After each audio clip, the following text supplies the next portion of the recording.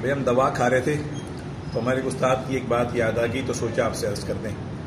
ایک تو یہ کہ ڈاکٹر کے حکیم کے علاج کرنے والے کے ہاتھ میں شفا نہیں، شفا اللہ کے پاس. ہم کہتے ہیں کہ فلانے ڈاکٹر کے پاس کے ہاتھ میں بڑی شفا ہے. نہیں بھائی، وہ علاج اچھا کرتا ہوگا، تشخیص اچھی کرتا ہوگا، اس کا ٹریٹمنٹ ٹھیک ہوگا، ڈائگنوسٹک ٹھیک ہوگا، لیکن یعنی شفا اللہ کے پاس ہے. یہ ایک تو بات انشاءاللہ آج ٹھیک کر لیں. ہمارے ایک استاد نے جنہوں نے زندگی کا سباق ہمیں سکھایا، اس کی اصلاح کی. دوسری بات، جب بھی کبھی دوا، جیسا میں یہ دوا کھانے کی ضرورت پیش آئی، پانی سے انسان دوا لیتا ہے تو ایک دو عمل کر لینے چاہیے. ایک تو یہ کہ پانی پر سورۃ الفاتحہ، سورۃ الفاتحہ کا دوسرا نام ہے سورۃ الشفا، تو سورۃ الفاتحہ پڑھ کے پانی میں دم کر دیں انشاءاللہ. ٹھیک ہے، سورۃ الفاتحہ ایک مرتبہ اعوذ باللہ بسم اللہ کے ساتھ دم کر دیں، بسم اللہ کے ساتھ دم کر دیں. سورۃ الشفا پانی میں دم کر دیں انشاءاللہ. پانی مٹی کا پیالہ ہو تو کیا ہی بات ہے، شہزاد بھائی ہمارے لیے لائے تھے.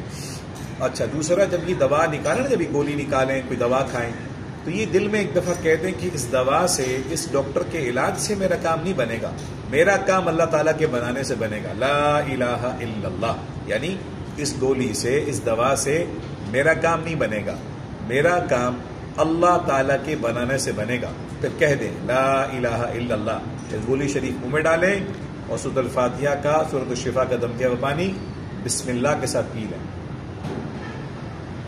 الحمدللہ، شفا اللہ کے پاس ہے، یہ صرف سبب بنے گا. السلام علیکم.